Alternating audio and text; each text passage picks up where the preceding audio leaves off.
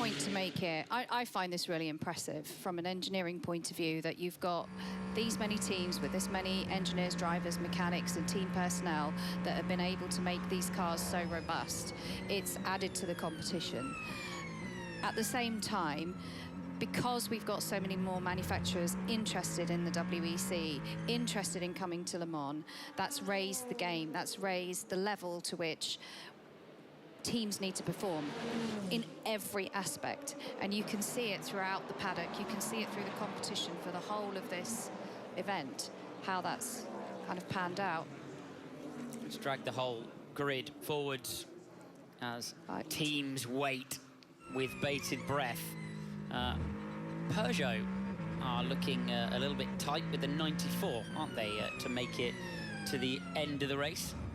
For what it's worth, sitting down in 11th place at 11% energy. Mick Schumacher is the car that we jump on board with in these final few moments, and this is that battle. Loic Duval being pressured by the Alpine. For 11th position overall, the battle between the two French brands. Just ahead of them, Charles Milesi in the 35. He's the best of the non-Porsche, Cadillac, Ferrari sort of dominating trio that came into Le Mans knowing that they were going to be the strongest competitors. We felt as though perhaps the Alpine, the Toyota, would get closer. In the end, Toyota just feels a bit sad the way that that car has performed. It's just never quite got to where we hoped and have seen it be before. You've got to wonder what the loss is of that damage the 7 car has been carrying through the whole race. 8 car has had its various adventures. There was a really strange moment with that front wheel hub that effectively took them out of contention. So it's just, you know, you look at the race from Toyota's perspective, and have they had the pace?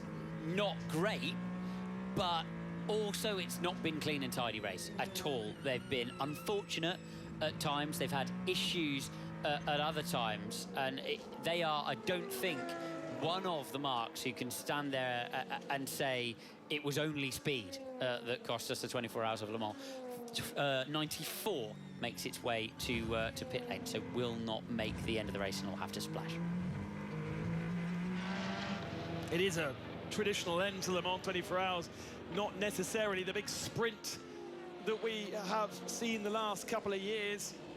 Ferrari nursing their 50 and 51s to the flag. That has allowed Kubica to kind of nurse his car to the flag, although his last lap, a 28.6, is still only the second half of what should have that stint has allowed him, because he's got the fresh tyres, because he has that confidence that the others do not. Kevin Estre limping his tyres that have had well past their sell-by date, but it's going to be a great limp to second position. He'll be disappointed, of course. Okay, Joey, so you're allowed to slow down a bit, protect your engine. The race is frozen anyway, so take care of your engine. The 5th car for the one behind car 50 is at 2 minutes, so you have margin. So a lot of looking down then to the steering wheel. They're making sure, aren't they? And that's a real shame. What a battle it could have been with the 6 Porsche over that second position. It was heroic defense, actually. A brave strategy for the car that's been off sequence for so much of the race. Took tyres when others didn't. And crucially, if we quickly focus on the WEC Endurance Championship, manufacturer points do not get attributed to the 83 machine, and therefore it will be Porsche Penske that will take the full 50 points for the manufacturers. Ferrari will take second position, Cadillac third. So that sort of double impacts the pain, doesn't it, for Ferrari? Yes, the 50 and 51 aren't winning, but they're also behind another manufacturer. Yeah, and that is actually, when you look at it, a huge moment for Porsche in the World Endurance Championship standings. They come into this weekend, you know, 6th in the Manufacturers' Championship. Yeah, so it's been a horrible year. Yeah, they'll score more points today than they've scored for the rest of the championship with one car. It is the best car of each manufacturer, which takes home points for the World Endurance Championship standings. But Bearing in they mind, needed that one. Yeah, champions last year in the Drivers' Championship. Bearing in mind that they have always been setting that bar, but we will have to write once again The target is to bring back the 2 cars in one piece to score the point. So save your engine. They really are very, very concerned about getting those cars to the flag, aren't they? Yeah.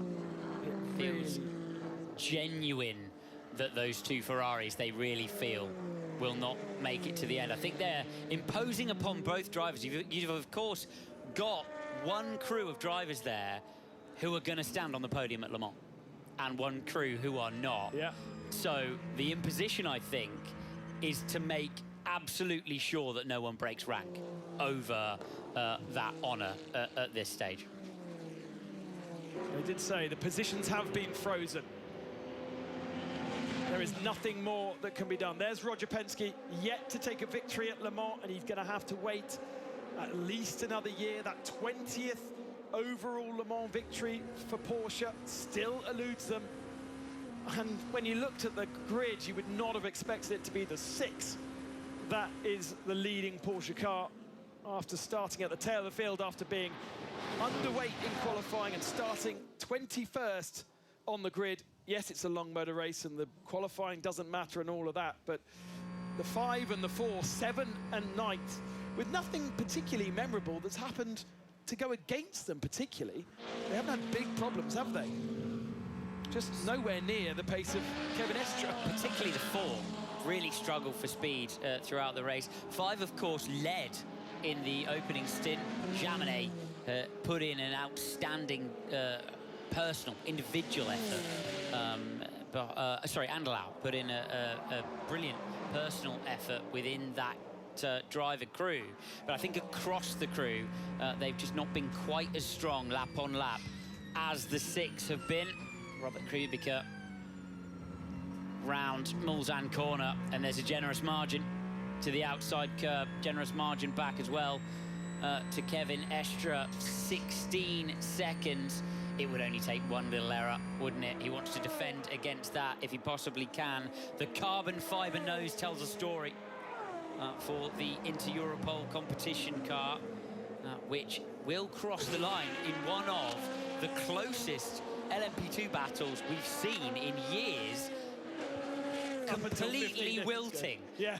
In the final hour of the race. We'll cross the line 1 minute and 20 seconds clear of the VDS by Panis, and I bet they cannot believe it. The tension for the drivers who will take home the big points in the World Endurance Championship is palpable, and Richard Leeds as well leading that GT battle. Let's not forget that GT3 regulations brought into Le Mans last year. Who took victory at Le Mans last year in GT3? Porsche and Richard Leeds. So they will once again remain undefeated at the Le Mans 24 Hours in GT3. 112 class victories that will be for the Porsche. So many of them thanks to the 911 in GT3 class over the years, in the GTE class over the years, and now in GT3. Robert Kubica is going to put one more lap on the board, coming through the final chicane with 45 seconds remaining. One final lap to go. We call it comfortable, but the not comfortable enough to afford the back off the throttle to manipulate the end of the race and make sure that another lap is not required. The gap would be too close. Oh, not with Estre behind you. No. You'd never. I don't. No, the throttle only goes one way, doesn't it? with Kevin Estre behind you, and I think that Robert Kubica's throttle only goes one way as well.